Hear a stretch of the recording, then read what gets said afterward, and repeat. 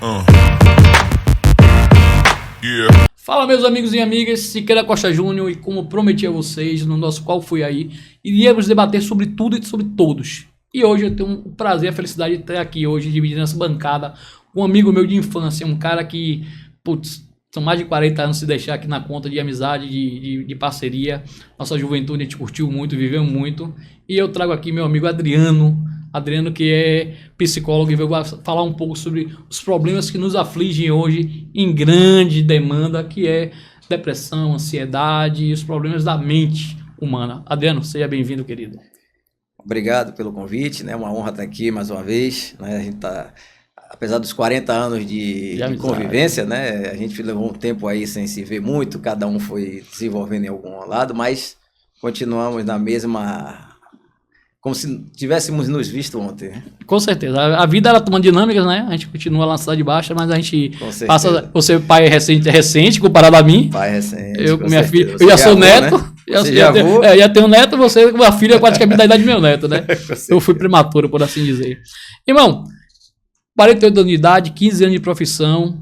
E aí a gente vive hoje num mundo que é totalmente diferente do nosso. O nosso era viver realmente, né? Eu digo que a nossa geração foi a melhor. Foi a geração que a gente ia para os shows do Itapajipe, que a gente morava na Cidade Baixa. A gente saía do Itapajipe e andava quase 6 quilômetros de noite, de madrugada para casa, andando.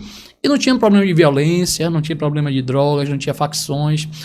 Nossas mães ficavam preocupadas, o que é normal de toda mãe, todo pai, ter o filho na rua, na festa, coisa do tipo. Mas não tinha preocupação que as famílias têm hoje, que é da violência, das facções estão aí tomando conta das nossas ruas, de um modo geral. E junto a isso, a gente viveu uma vida intensa, mas porém controlada.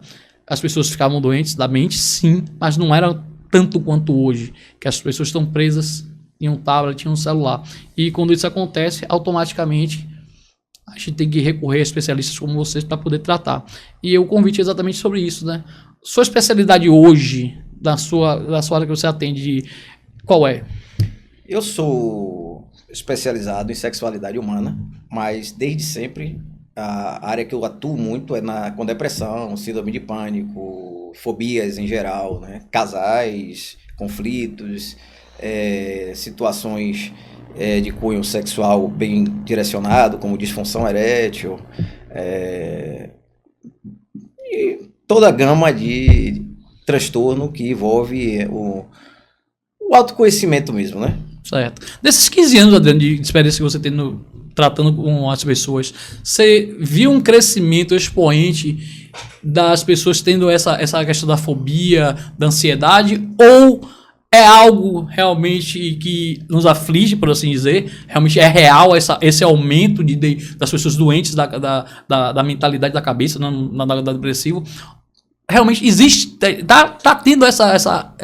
Tá tendo, né, um aumento muito, muito grande mesmo de depressão e toda a gama, né, que está atrelado também à depressão. A ansiedade em si, né, é algo hoje que é muito... É como se fosse uma doença praticamente do momento, do século, né?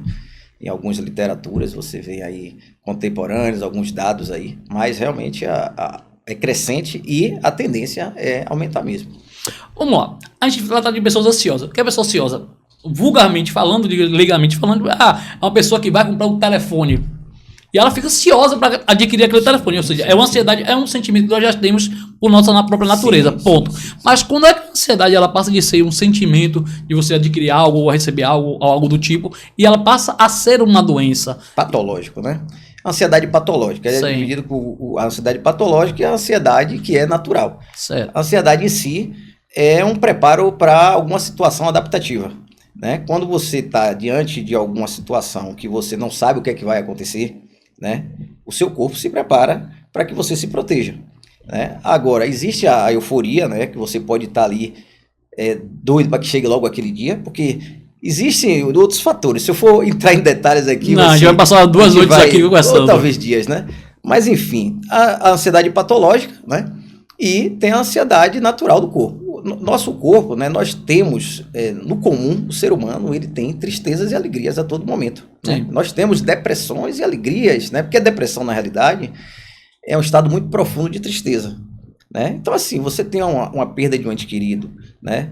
Você tem a perda de um bem. Isso é um episódio depressivo, né? Sim.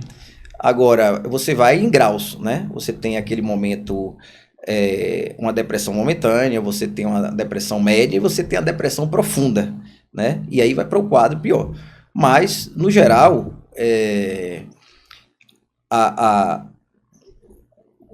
disciplina humana, né? Nós precisamos ter um equilíbrio, né, para que não entre num processo. Eu tive uma crise de depressão, de ansiedade, eu estava em São Paulo, e eu não sei dizer se foi uma fobia, uma síndrome do medo, algo assim, ou se foi uma crise de ansiedade. E aí foi quando eu morava em São Paulo, e aí foi quando eu vi realmente que eu estava doente. Eu já tive outras crises antes, e foi quando eu vi. Qual foram os sintomas que eu senti nesse dia que realmente me levaram a fazer algo que eu não esperava? Eu saí para jantar, rodei 2 shoppings nesse dia lá em São Paulo, não vi nada que me apetecesse para o jantar, e aí começou a me dar uma agonia, um aperto no peito, um mal-estar, uma falta de ar.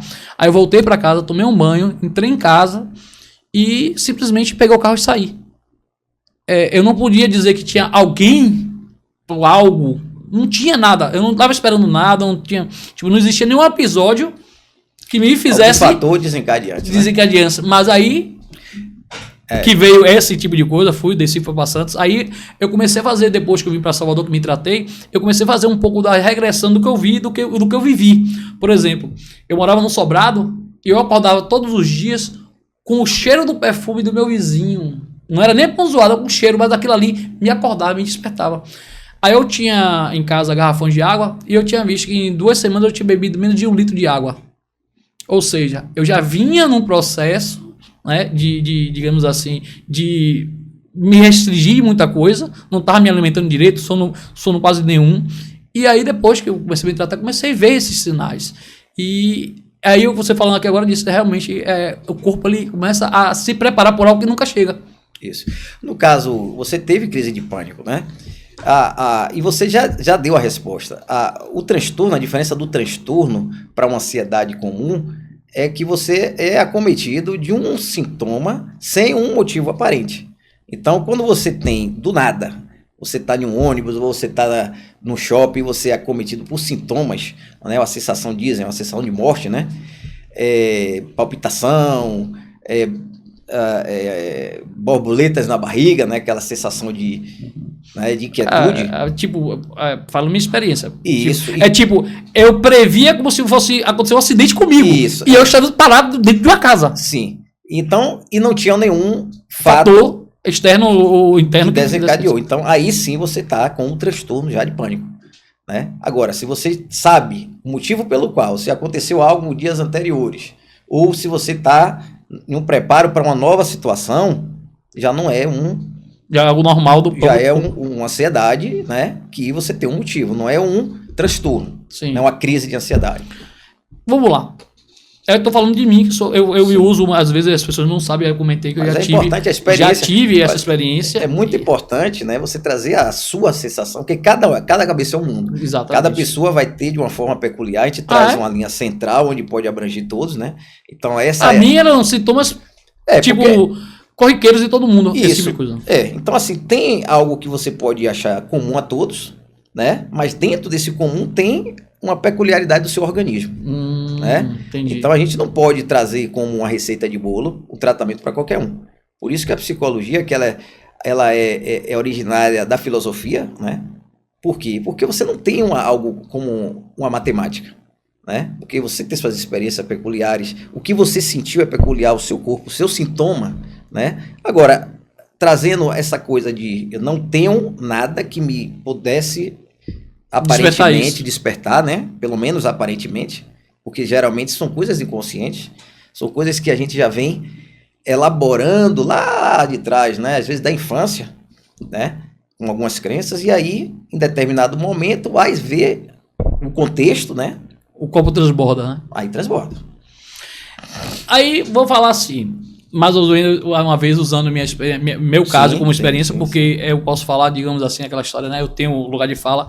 Por exemplo, As pessoas conversavam comigo, eu ia pra barzinho às vezes, e não, tá tudo bem, só tô cansado. Sim. Tá tudo bem, tô cansado. Sim, Sempre tinha aquela desculpa interna que já estava ali, mentalizada, que era o cansaço do trabalho. Sim. Tá longe de casa, mas aí, assim, uma pessoa, o que eu mais vejo hoje, Adriano, é que as pessoas, e aí você me corrija como especialista, a pessoa que passa por esse problema de ansiedade, de depressão, ela é como uma pessoa doente que se nega que está doente. Ela vira para os amigos e diz, ah, não, é falta de tempo, ah, não, é cansaço. E ela dá várias desculpas até para não interagir com os amigos. E existe isso realmente da pessoa se negar que está com a doença, ou até ela pode identificar a doença e se negar a doença? Pode, sim, isso é muito comum. Agora, existe aquela questão, como você falou, né, da nossa fase, né, da nossa época, que não via falar muito desse tipo de coisa. Exato. Isso é uma coisa muito antiga. Né? O diagnóstico, ele é recente, né, de pânico. Mas é uma doença, isso é muito antigo. Sim, né? com certeza. Então, assim, por ser novo, é uma coisa que as pessoas ainda não estão intimamente ligadas. Né? Inclusive, muita gente vai buscar métodos mais práticos. Né? Como vai logo, eu quero um remédio, e tem a automedicação também, que é muito perigosa. Né? O ideal é que você procure um psiquiatra ou um psicólogo em si, que é muito eficaz. Né? O nosso trabalho, em conjunto, né? A depender da demanda, com o psiquiatra, enfim, isso aí é...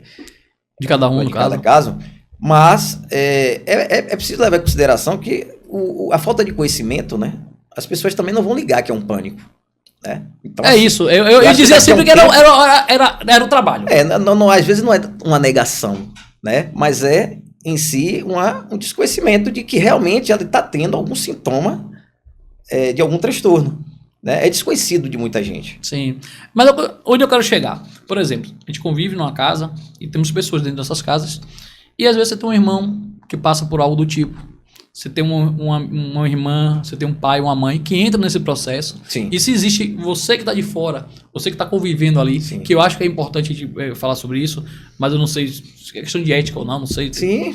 Mas às vezes é um alerta. Sabe? Você tá ali, porque quando a gente tem uma doença física, você sente uma dor, Sim. você sente alguma coisa, uma mancha no corpo, e aí você procura um médico. Sim. Só que essas doenças elas não têm até então nada físico, né? Ela tem comportamentais. Mas ela tem o físico, que são palpitações. Não, mas diga assim, por exemplo, eu tô com a doença, aí apareceu uma mancha na pele. Alguém vai ver aquela mancha na pele, sim. Aí vai ter um tipo de... alguma sim. coisa externa que alguém vai ver. O que foi isso? Sim. Rapaz, não tinha visto. Sim. Mas no caso... A pessoa que está aqui convivendo com a pessoa que está passando por um momento desse depressivo ou de ansiedade, que possa identificar alguma coisa que chame a atenção, externamente falando, digamos assim, né? Sim. Primeiro passo, né? A gente identificar a mudança de humor. Né? A pessoa às vezes fica mais apática, a pessoa fica mais agressiva, mais impaciente. Né? Então, assim, a depressão ela não começa com a tristeza, ela começa com a falta de paciência, irritabilidade. Porque, na realidade, são um mecanismo mesmo do corpo que, como é que eu poderia dizer?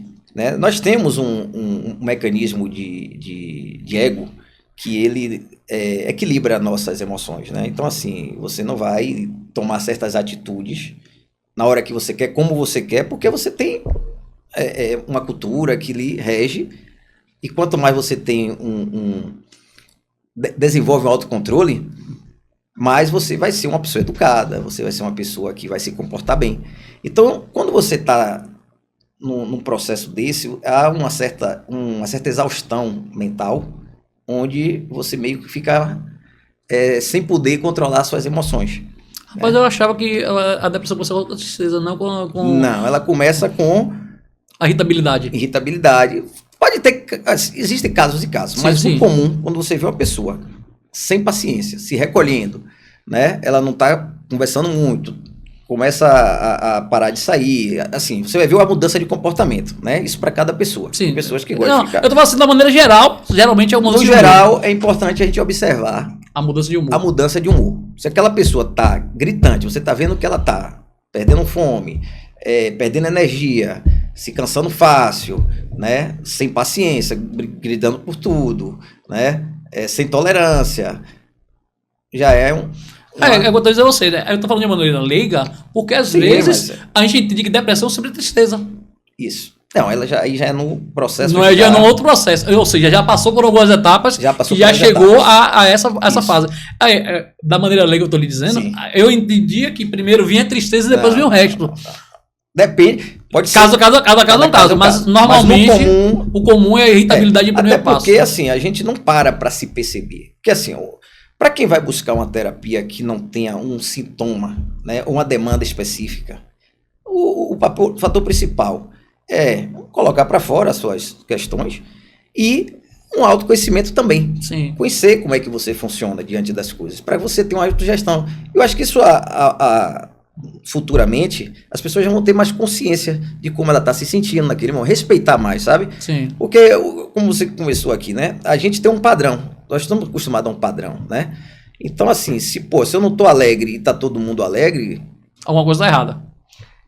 Não, a questão é, a gente não vai viver feliz a todo momento. Não. E a gente não é obrigado a estar alegre porque todo mundo está alegre. Com certeza. Você tem que respeitar a sua tristeza, seu momento, né? Então, esse é um dos fatores que estão desencadeando muita ansiedade, né? Às vezes você não quer entender e compreender alguma dor, alguma dificuldade que você está passando, porque está todo mundo bem, né? E nesse mundo que a gente vê muito celular, muita rede social, que tá todo mundo sempre sorrindo, postando a comida bonita e a festa e a balada, né? E assim, no momento que você vai se... tem uma fala, né, do teórico Jung, que eu gosto muito, e que ele fala que um dos fatores mais importantes da terapia é a individuação, né? Você se entender como indivíduo. Você é do seu pai, de sua mãe, você é irmão do seu irmão, mas você é diferente. Sim. Né? Então, esse autoconhecimento é que vai prevenir, né? Porque no primeiro sintoma que você sentiu, ou você procura logo ajuda, ou vai se ajustar. Eu digo a você, eu tive 3 depressões na minha vida. 3 casos realmente que hoje eu já sei, quando eu entro em uma fase de depressão, de assim, não estou no meu normal. Graças a Deus tem muito tempo que eu não passo por isso, mas eu, por ter passado por isto, e aprendi a conhecer meu corpo e meu comportamento. Eu mudei com a minha vida, claro, minha vida não é mais como era antigamente. Então, autogestão melhor de si mesmo. Ou seja, mas assim, eu mudei, mas é que assim, quando eu vejo que eu estou entrando em uma energia um pouco desbalanceada, aí eu digo, bicho, espera aí, tem que mudar alguma coisa aqui. E aí eu faço o quê? Aí você me disse, é o certo, eu mudo minha rotina. Porque quando eu entro numa rotina que eu vejo não, eu não percebo quando eu mudo minha rotina, já começa por aí. Eu não percebo, eu só percebo quando ela começa a me afetar. Aí me afetou e disse, espera aí, o que é que eu tava fazendo que eu não tô fazendo mais? Um outro fator que você falou interessante é eu não perceber. Isso é fruto do automatismo, que aí vem aquela questão da nossa sociedade hoje dinâmica, né? De padrões e de uma corrida para o mundo muito rápida, né? A gente quer vencer. Sempre. Né? E isso faz com que a gente deixe para depois essa autogestão que você aprendeu na dor, né? E não vai percebendo os sintomas ao longo do caminho. O que foi que aconteceu com você? Você está dando um exemplo prático, realmente. E aí é isso aí. Tudo vem dessa situação. Aí a gente vai entrar agora na nossa era, que é com esse mundo que nós vivemos, que está todo mundo muito conectado, e nossa época não era. Eu digo sempre, eu recebi aqui Fábio, lá da Gueva, e dizia, bicho, Fábio, nossa época era o quê? Era lavar carro domingo com uma ressaca desgraçada de sábado, que a gente bebia sexta, bebia sábado, domingo a gente tinha que lavar o carro, velho. Pra ir pro ponto do Maitá, ficar jogando conversa fora, mentindo, e o carro lavado, limpo. Mas a nossa terapia era lavar o carro aos domingos. Isso. E hoje não existe mais isso, ou seja, era uma coisa muito sadia que a gente fazia e que se perdeu em muitas gerações, e que as gerações hoje estão somente conectadas através das telas de telefones, de computadores, etc e tal, e que isso gerou uma geração, né, que as pessoas falam neném, geração não sei o que, geração... Eu nunca ouvi falar de geração Z, na minha época, na sua época não existia isso. E hoje tem uma certa gerações que eu vejo falar na internet, na própria, a gente fala de internet, nos próprios meios de comunicação, de gerações de pessoas que não querem nem estudar, não querem trabalhar, de pessoas que simplesmente querem ser influenciadoras digitais, aí você abre a rede social da pessoa, só quer saber fazer dancinha. A gente queria fazer o quê? A gente queria ter um carro legalzinho, a gente queria trabalhar, a gente queria fazer algumas coisas que era da nossa geração. E a gente queria trabalhar, era nosso sonho, era trabalhar, era ganhar nosso dinheiro para botar o som melhor do carro, para mexer no carro, para correr, para fazer uma coisa, fazer outra. E a gente não vê a motivação hoje. Sinceramente, eu vejo muito jovem e eu não vejo a motivação do jovem em ser algo assim. O jovem quer ser TikToker. E talvez, e aí eu vou perguntar a você, isso ter adoecido as pessoas? esse mundo digitalizado? Olha, assim? Acho que, assim, ó, a autoatualização, como diz, né, o grande teórico Jung, né, a gente, hoje, a gente já se atualizou um pouco. Hoje a gente já mexe com computador, você já está informatizado, né, algumas pessoas não querem acompanhar, né, outras também não têm interesse. Sim. Né.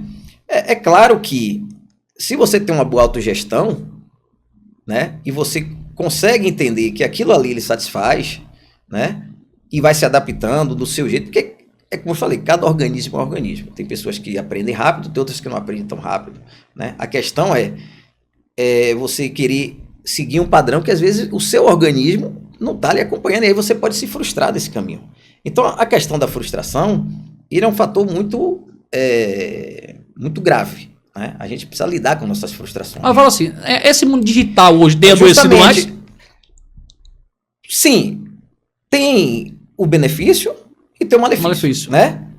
Assim, o ser humano, ele tem um corpo físico que ele precisa fazer uma atividade física, ele precisa ter uma disciplina, né? Hora de comer, ele precisa ter uma hora também de descansar a mente, porque os médicos estão falando muito tempo aqui, dá problema de coluna, você fica bitolado. Então, assim, você vai ter uma série de efeitos colaterais. Eu acho que o bom uso de tudo, né, de acordo com a sua necessidade e a sua capacidade de lidar com aquilo, dentro da autogestão, eu acho que vai manter. Agora, lógico que isso realmente eu acredito que tenha um agravante muito grande, né? Porque o que eu vejo assim, trazendo para nossa época, as pessoas bem-sucedidas eram empresários, jogadores de futebol, cantor de pagode, que era aquela galerinha. Hoje, você vê as pessoas preocupadas em ter grande número de seguidores para poderem ter uma publi, e aí você vê gerações que estão vivendo em busca somente disso, de terem seguidores e fazendo coisas absurdas para que aquele vídeo viralize. E aí eles tenham condição. Assim, isso deve trazer uma grande ansiedade e também, digamos assim, decepção, né? Porque nem todo mundo vai... É justamente a frustração, né? A frustração, ela realmente é algo muito grave, né? E assim, uma das coisas que eu venho observando, que realmente é um grande pilar de estrutura para que a gente não adoeça mentalmente, é desenvolver autoestima e autoconfiança, né? Autoestima por quê? Se você não chegou lá, como todo mundo chegou, você consegue ter uma satisfação na sua vida, né? Mas se você começa a se sentir o pior porque você não conseguiu, né? Aí a coisa eu vi outro dia na internet, né? E eu fiquei meio assim chocado que uma mãe, ela fez o aniversário da filha com a foto do digital influencer. Sim. Achando pouco, ela fez a aniversário dela também com a foto desse digital influencer, querendo chamar a atenção desse cara. Sim. Chega um ponto, aí é uma coisa que eu faço uma análise assim, a troco de quê? As pessoas, elas têm uma necessidade tão grande de quererem ganhar dinheiro ou fama de uma maneira tão, me perdoe, absurda. Porque é como a gente falou, né? E essa frustração, aí o cara pode até ter visualizado, mas ignorou. E aí eu vou lhe perguntar a um especialista. Isso pode desencadear, talvez, algum problema? Se ela se frustrou, se ela não aceitou o resultado, né? Porque veio de uma expectativa, com certeza pode. Mas se ela lidar bem com aquilo, não deu certo, ter autoestima para dizer, não consegui, vida que segue, vou encarar. Isso é muito normal hoje em dia, eu vejo muito assim, isso, né? É interessante que você vê que as crianças de hoje, elas já nascem com uma habilidade maior para lidar com que eu não tenho. Também não. Né? Então, se você observa que a própria natureza, ela vai se desenvolvendo, né? Por isso que eu digo, a gente não pode dizer que isso é aquilo. Claro que é uma fase de transição, né? A nossa geração pegou nós somos de 2 séculos, né? Nós somos do século XX e do século XXI. Vou lhe usar como exemplo. Eu sou do século que você tinha uma Saveiro com um CD Pioneer que eu comprou lá na J, no Dois Leões, e não podia tirar o carro do lugar com o CD tocando, se na porra não funcionava. Você lembra de saber? Ia lá, parava o carro e não podia aumentar muito o som porque a cabine era pequena, o CD balançava dentro da cabine, isso aí é só essa geração, então, assim, se a gente consegue se adaptar, porque você é daquela geração e você... E era frustrante que a gente queria botar o som pra tocar e não podia. Né? E você é muito, assim, bem mais desenvolvido do que eu de toda essa... Só nada, tem gente que me ajuda, bicho, eu sou louco pra porra. Você tá bem à frente de mim, eu faço até onde me interessa, né? Onde há uma necessidade. Eu acho que a gente tá aqui para tudo. Renan que me ajuda aqui, fica se... Mas você tá aprendendo. Claro que talvez não com uma capacidade dessa geração atual. Não, né? Não. Que já começou desde cedo. Agora, volto a dizer, como os médicos dizem, né? Tudo com mau uso vai dar problema. Sim. Né? E é outra, a gente fala de um ser humano que tem limitações, né? Tem nem todo mundo que tem a mesma força, não é todo mundo que vai jogar como o Neymar, né? Cada um tem a sua habilidade, né? Então, assim, a gente tomar um padrão e querer a qualquer custo entrar naquilo ali, se você não tiver uma estrutura psicológica, você pode realmente entrar em ansiedades, etc, etc. Aí eu tô tocando muito nessa desse mundo digital, porque a gente sempre vê notícias, né, de pessoas que estão envolvidas em mundo digital, que tem grande número de seguidores, artistas, que tem esse problema. Aí você olha assim, pô, o cara tem a vida perfeita. Eu acho que ninguém tem vida perfeita. O cara tem fama, tem dinheiro, o cara tem notoriedade, tem tudo. Aí você vê um Zé Felipe, cantor sertanejo, viaja o mundo todo, viaja o Brasil todo, shows lotados, não sei o quê. O cara tem que se afastar para cuidar da cabeça, para cuidar dele. Aí você vê aquele artista internacional, aquele The Rock, mesma coisa, um artista, um cara, pô, o que esse cara tem de problema? Com certeza. Materialmente, com certeza. Não tem problema, socialmente não. Né? Aos nossos olhos tem a vida perfeita, Mas aí, como eu lhe falei, né? Cada um tem sua estrutura. Você pode, se você não está capaz de administrar determinada coisa, né? Ou você tem que criar mecanismo para isso. Né? É o que a gente trabalha lá. Você tá. Vou dar um exemplo aqui, né? Que o nosso problema é conosco mesmo, né? Ou seja, se eu souber me administrar, eu vou lidar com o externo. Né? Até porque é uma fala de Freud, que para mim ela resume muito isso, é assim: toda neurose, né, que somos classificados como neurótico ou psicótico, né? Neurótico é algo que não é uma disfunção em si, mas são, né, neuras mesmo, né? Então, assim, quando você tem exigências sociais e você não tem recursos íntimos, né, psíquicos para lidar com aquilo, você entra em neurose. Né? Então, como eu digo, um grande recurso hoje é autoestima e autoconfiança. Né? É você assim, aqui não dá para mim, eu reconheço, podem me criticar, eu vou seguir em frente. Mas, se eu ficar a todo custo... Querendo mostrar para outra pessoa que você pode... Ou para estar inserido naquele contexto que, de alguma forma, eu achei que ele é o mais importante para minha vida, né? E não reconhecer... Porque, assim, no luto em si, né? O luto é uma tristeza, né? Uma perda de um ente querido... É uma perda, vamos botar que seja uma perda, né? De modo geral, né? Você cria uma energia para aquilo ali, né? Você desenvolve uma energia, um afeto sobre a coisa, ou uma casa, ou uma empresa, ou um parceiro. Então, quando você perde, o luto ele é o tempo de reestruturar aquela energia que você tinha. Ou seja, a coisa acabou, mas a sua energia ainda continua para aquela coisa. Sim. Então, quando você reconhece e diz assim, ó, perdi, aí você sai dele. É o famoso quando as fichas caem, né? Isso. Mas enquanto isso, você tem uma negação, você tem a raiva, né? Você não aceita. Então, são mecanismos. Você culpa das pessoas, não culpa você. Você vai dar uma opção, né? Até você se proteger de ter que reconhecer aquilo. Então, assim, o reconhecer serve para qualquer circunstância. Diz assim, ó, não dá para mim. Deu, você falou uma ou coisa, vou me desenvolver, pronto. Você falou uma coisa aqui na questão de aceitar. Aí eu trago um pouco a nossa época, né? A gente tinha aquela coisa de... A gente não queria ter o melhor carro, o carro novo. A gente queria ter o carro dentro que a gente podia ter, melhorado dentro das nossas condições. Hoje as pessoas sonham em ter carros de milhões, porque as pessoas têm aquilo ali. Ou seja, eu prefiro ter um bugre, sendo bem sincero a vocês, prefiro ter um bugre que eu monte meu bugre do que ter uma Lamborghini, porque fulano tem, que eu vou dizer, meu irmão, você tem uma Lamborghini, eu tenho um bugre, eu sou melhor que você, porque é meu bugre. Ou seja, a minha aceitação tá em querer ter aquilo que eu estou feliz com aquilo ali. E não porque a pessoa tem uma Lamborghini, por assim dizer. Contemporaneamente, né, a gente pode trazer a competitividade como algo, né, bem introduzido aí, que é uma característica comum do próprio capitalismo, não difamando jamais, né? Eu acho que tudo bem usado, volto a dizer. Mas existe aquele que contempla e aquele que quer ostentar, na minha opinião. Isso é uma opinião minha, né? Se você contempla, Você vai pegar aquilo que você gosta e você vai usufruir. Eu falo sempre. E ter a ostentação, que é você não poder não gostar muito, mas você tem que mostrar para os outros. Outro dia conversando com o Fábio, perguntei, Fábio, bicho, eu não consigo entender o cara que tem um carro de 12 milhões de reais e em 3 anos rodar 5 mil quilômetros. Mas esses carros não são feitos para rodar. Bicho, se eu comprar um carro de 3 milhões de reais, eu vou rodar com ele até trocar os pneus em 1 ano, bicho. Porque eu quero usar o carro. Mas você pode contemplar ele só em lavar, você pode contemplar ele só em olhar. Bom, eu sei, é o maneiro de cada um.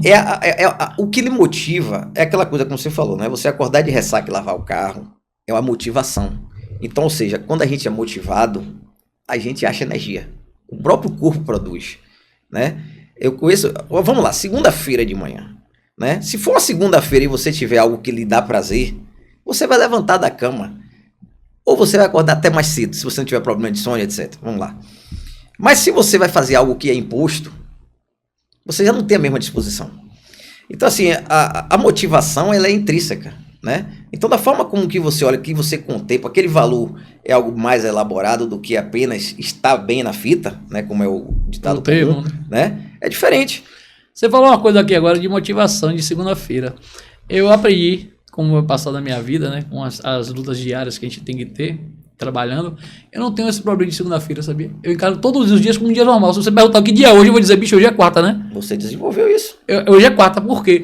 Porque eu cheguei a um ponto de minha vida, Adriano, que eu não tinha 10 reais pra botar de gasolina no meu carro, e aí eu tinha que trabalhar, eu não conseguia como e tal, e aí eu aprendi, na perda mesmo, você falou do luto, dizer, bicho, de olhar minha história lá atrás, e aprender com minha história e dizer, enquanto Deus me der força, saúde e vida, eu vou trabalhar todos os dias, independente do dia que seja.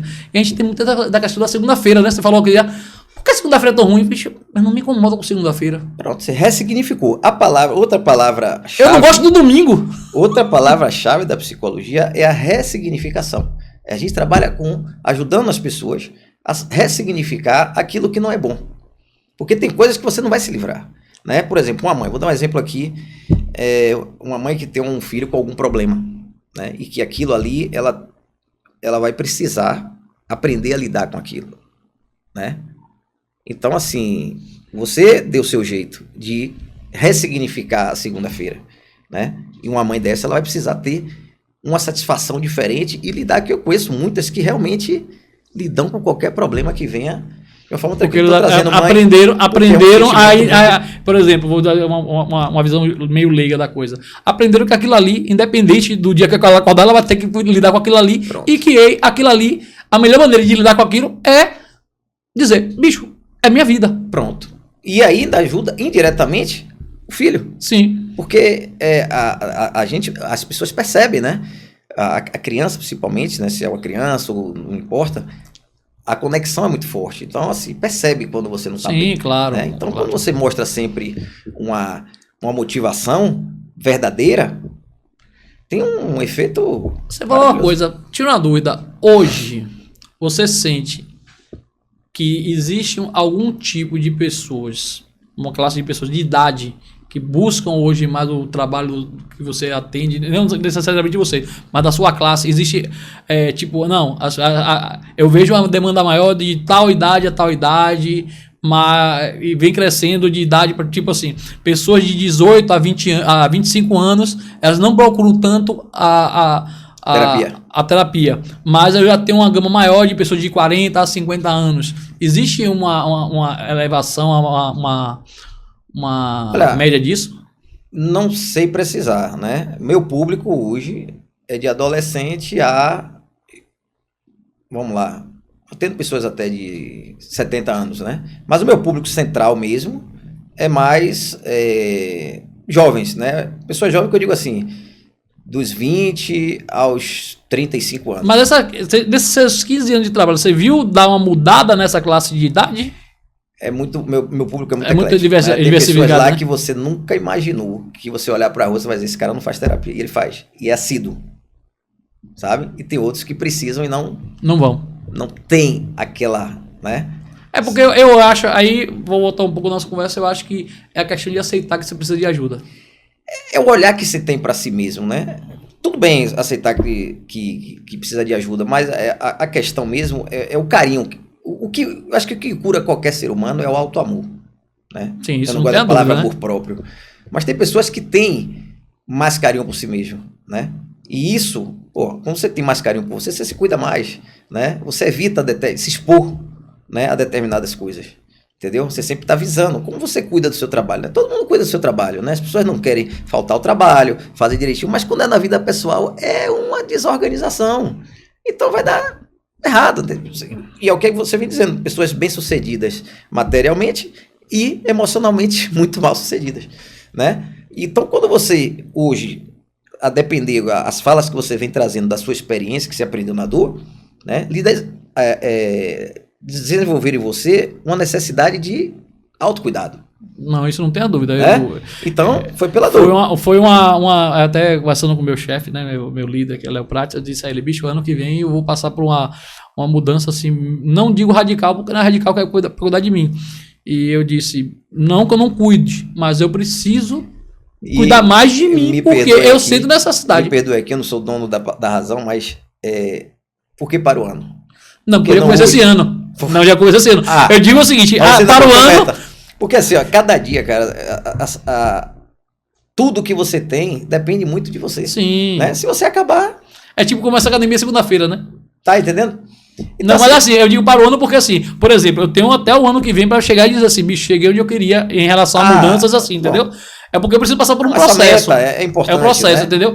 Não é só depender de mim. Vou trocar de roupa, meu guarda-roupa. Não. Eu tenho que passar por um processo que é me reeducar. De buscar uma meditação. Exatamente. De buscar uma academia. De buscar melhorias para mim. Isso são coisas realmente essenciais, né? Porque hoje... a gente tem desculpa para tudo, Adriano.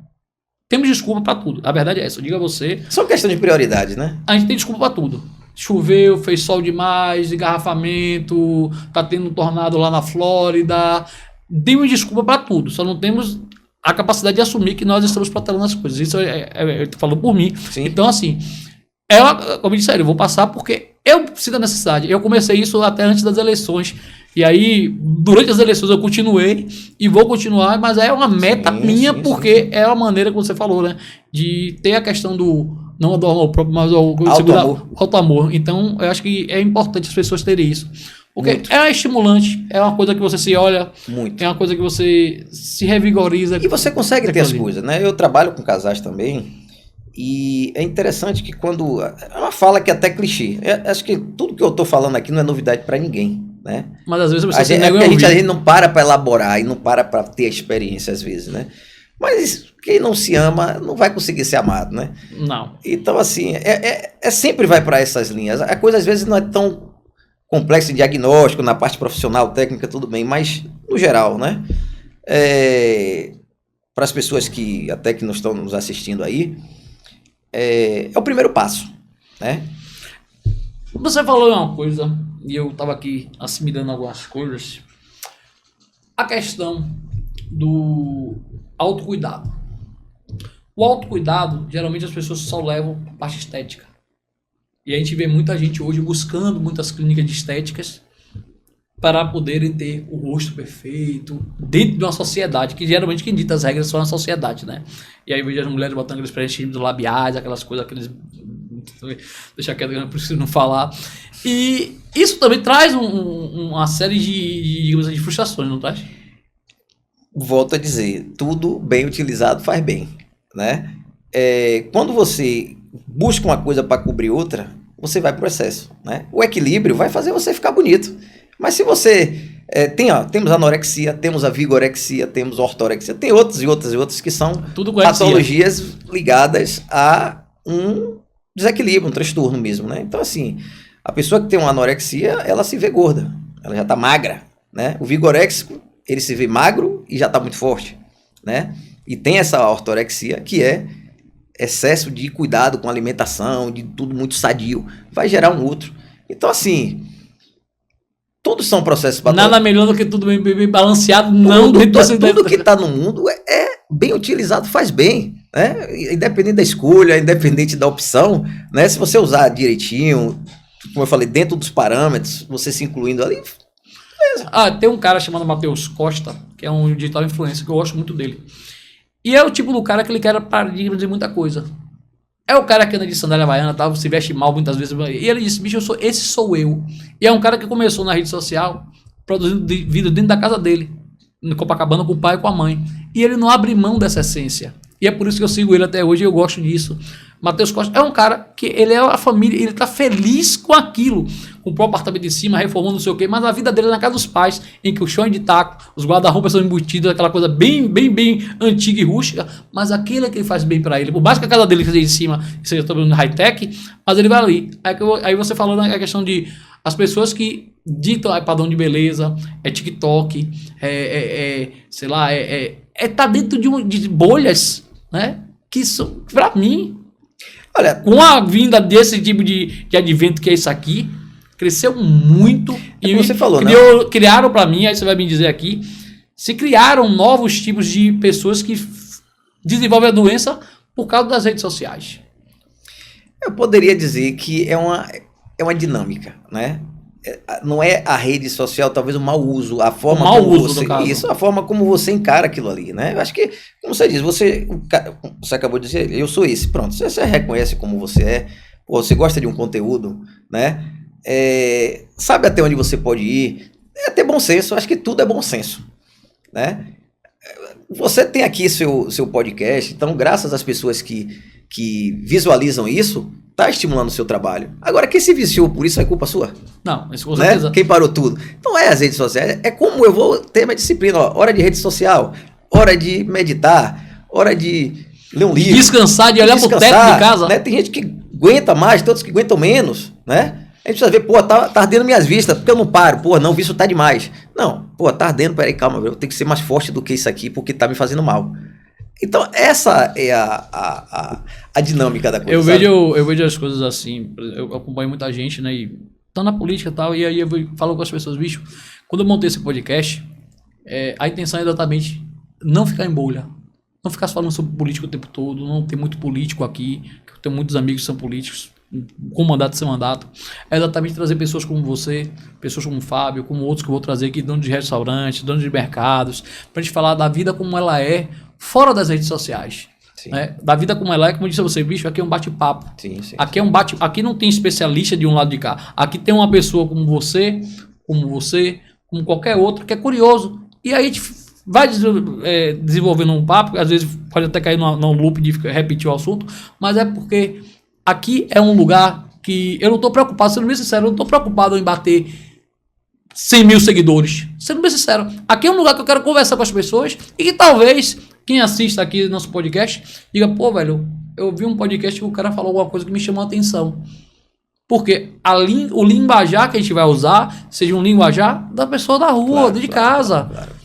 Que é diferente de um entrevistador, que vem com o roteiro, que vem com as perguntas pré-programadas, que tem E não foi a proposta, né? Não é a proposta. A proposta aqui é bater um papo e trazer exatamente assuntos. Uma forma simples, né? Uma forma simples, didática, uma coisa assim, entenda, né? que todo mundo entenda e que as pessoas dentro de casa, ou seja lá no seu trabalho, onde for que vier assistir, os cortes ou até o próprio podcast, entendam que aqui você vai se identificar como se você estivesse conversando com você na mesa de um bar ou tomando um café na cafeteria. Porque é essa a proposta. Eu não tô. Aí as pessoas montam suas coisas, né? Montou um podcast, pô, você tá preocupado com visualizações? Não tô. Sim. Graças a Deus eu não tô preocupado, porque eu não quero criar a ansiedade, eu não quero criar a perspectiva de algo. E isso vem mais de você.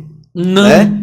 Não, eu digo mais de você, que eu digo assim, se você tá entendendo que isso escraviza, e você, de uma inteligência emocional, fala, não quero entrar nisso para não criar ansiedade, isso é uma estratégia boa que você está usando. Exatamente. Para que você, então é o que eu falei, é a questão do mau uso. Você às vezes ganha muitos seguidores, segundo eu já ouvi falar, né, que assim, e quando eles começam a perder alguns seguidores, já começam a entrar no estado de alerta, de ansiedade, né? Então assim, por isso que eu digo, se você tem estrutura, vá, observe, não deu certo, aceita, né? Então, veja onde você errou, e veja onde você está mudando. Então, não dá para mim, isso aqui está me dando ansiedade, né? Então, assim, ir para a raiz onde está a questão, né?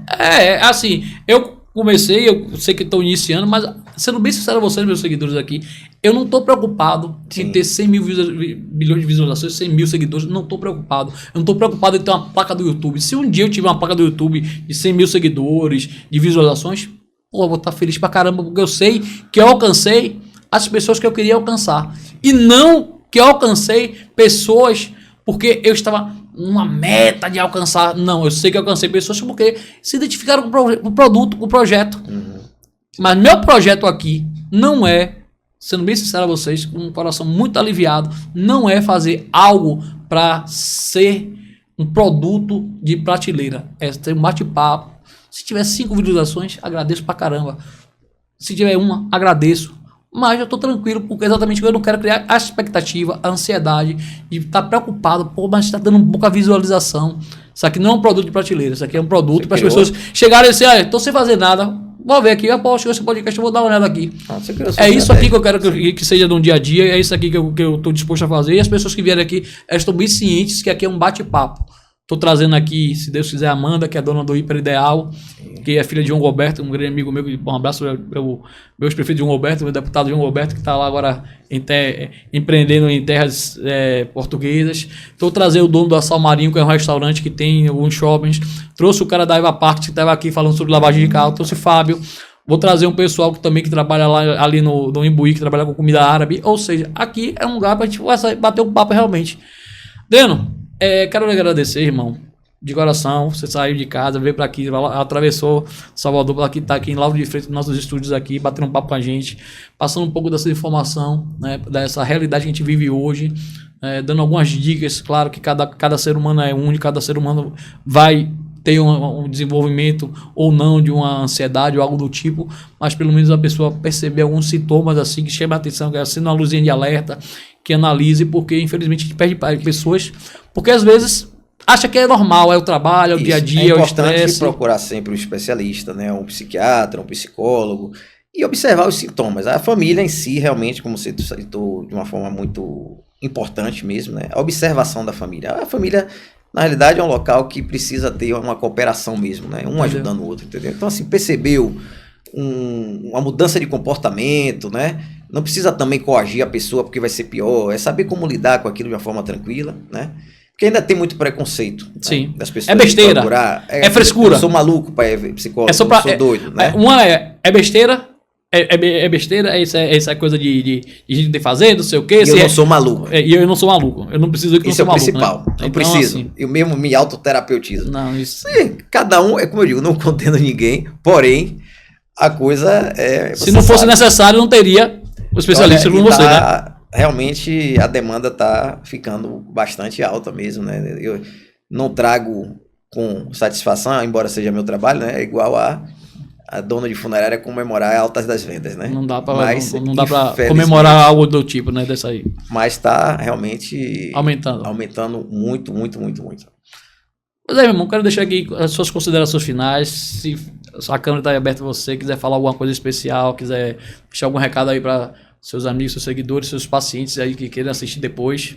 Agradeço a você aí, né, a consideração, o carinho, né, o respeito, acima de tudo, né, que o respeito para mim é algo também muito fundamental, né, em todas as relações. Sempre terá. Né, e isso aí não tem preço, né, eu tô aqui à disposição. Sempre terá. Né? Espero que a gente venha bater um dia, falar de outros assuntos mais alegres futuramente. Isso, e digo aqui para mim, para todos os colegas que são da profissão, né, que eu dei a minha contribuição, caso, né, deixo para todos você a importância do trabalho de todos os colegas da área da psicologia, da área da psiquiatria, né? A importância do nosso trabalho, a importância desse esclarecimento aí. Gente, quero agradecer a vocês mais uma vez aqui no nosso podcast Qual Foi Aí? Agradecer a B3 Studios, que sempre está aqui na parceria com a gente. Agradecer ao nosso rapazinho da mesa ali, que fica ali escondido, só dá pra ver o chapéu dele ali. E agradecer a Adriano por tudo. E terça-feira, semana que vem, esse podcast vai estar no ar. E eu espero vocês aí para dar assistida e curtir um pouco aí desse bate-papo com a gente. Muito obrigado.